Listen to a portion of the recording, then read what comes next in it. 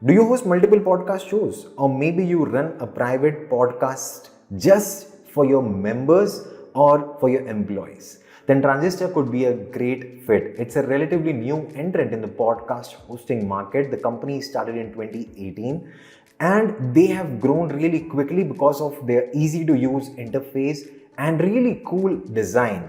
You will also like Transistor if you run long form podcast episodes and don't want to worry about running out of space every now and then. Transistor, even at its entry level, does not cap you on the storage but rather on downloads. At its $19 per month plan, you get the option to have up to 20,000 downloads. I think it's a great platform that you can consider if you are looking out for these unique features, and you also get a 14-day free trial.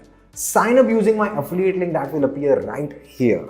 I genuinely like the platform and recommend you to check it out. Transistor.fm also has a passionate team behind it that cares about the environment, about building mindful products, and they keep releasing new features and upgrading the product, which I really love about the platform. Today, let's look at Transistor.fm in detail. I'll review the platform for you, walk you through its important features, and give you an overview of how it's like to sign up on the platform. Let's get started. Transistor has a really cool user interface. It's easy to get started and upload your episodes in Transistor. Even if you're moving from a different platform, you can quickly do that using their user interface. The differentiating feature of Transistor is private podcasting. If you run a paid community, or if you want to run an internal employee podcast, or maybe you have a course and you offer exclusive content, then Transistor offers private podcasting features. At its entry-level plan, you can have up to 50 private podcasting subscribers. It's really cool to share your unique podcasting feed with your paid membership subscribers. It has a bunch of nice podcasting players as well. There's a dark theme available. There's an option to show just your current episode on your website,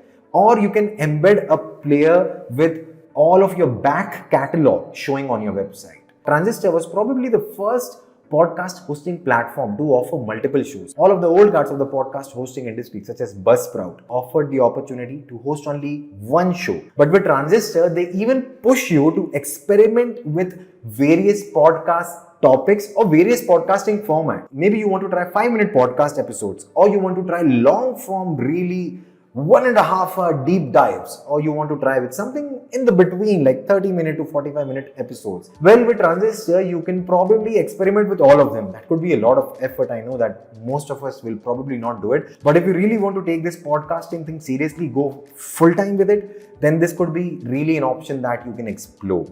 And even if otherwise you want to just host multiple shows, if you have a B2C kind of podcast and a B2B podcast, maybe you have a podcast on running music, if you have a podcast on storytelling, or maybe simultaneously you host a podcast for just writers, some meta podcast where you break down how to write, how to get clients and stuff, and that, then Transistor could be really great fit, because with just one plan you can host multiple shows. On its basic plan as well, you can add team members. They can both be admins of your account and manage your show. There's an option to integrate with email service providers such as ConvertKit, so you can get your listeners to directly subscribe to your email newsletter, own your audience. That's a really cool feature that I like. They call it a one-click podcast directory submission. Once you input your podcast information on the platform, then you can use it to submit your podcast to all of the common directories such as Apple, Google, Spotify, and even podcast search engines such as Listen Notes and Podcast Index. It's convenient to be able to submit your podcast to multiple directories just from a single place at the click of a button. They recently even launched a podcast website builder. It's a cool new feature with some design templates to customize the look and feel of your website. You can even customize its URL, and it's important to have this website with some basic pages so that it can show up in Google search results. You don't just get the basic podcasting website page, but also some other pages like your about page, subscribe page can also be put up on your podcasting website. There's an option to also add Google Analytics tracking code to track the views that you get on your website, which is really cool. Which brings me to the next point about podcast analytics. Its podcasting analytics features are really top notch. Specifically, I like the ability to even predict your podcast subscribers on the basis of downloads that you get in the first 24 hours. Generally, it's difficult to do this, and this number is also not like really set in stone. I'll call it really approximate, but it's really nice to get that kind of an option. Besides this, all of the other features like the devices from which your subscribers are listening to your podcast, the region, the countries where they are listening from, where they're tuning into your show from, will also be available. You can break down these numbers on the basis of platforms like Google, Spotify, Apple, and the like. It is nice podcast analytics features, and you can really deep dive into the kind of listenership that you're getting for your show. Another cool feature they launched recently is the podcast achievement badges. This is something that you can share with your subscribers and your current audience on social media, or just your friends and followers to root for you. It's nice. I like the fact that they keep experimenting and coming up with such new features for podcasters. There's an option to auto post your podcast episodes directly on social media like Twitter. I think they don't allow it on the basic plan. They only allow it on one platform, and on the advanced plan, they allow it on more platforms. On the advanced plans, they also allow you to insert content dynamically, which is like pre-roll, mid-roll, post-roll, and also allow you to add dynamic show notes. These features could be handy even on the basic plan, but it's okay if you pay about $49 a month, then you can get access to these features as well. On the highest tier, they also allow you to remove the transistor.fm branding from their podcast player, which could be really cool if you are like an enterprise company looking for your own branded podcast. Which brings me to the next and most important aspect, their pricing. Transistor's pricing is really nice if you run multiple shows. If you want unlimited storage, if you run a long form podcast, then it could be really nice. At $19 a month, they offer you up to 20,000 downloads, which is really nice, because if you have two podcasting shows running together, then it can come in handy. On this $19 per month plan, you get up to 50 private podcast subscribers. Up to 500 are available on their advanced $49 per month plan. The cool thing about their pricing is it's capped by downloads, but even their entry-level plan is relatively expensive as compared to other hosting providers such as Buzzsprout.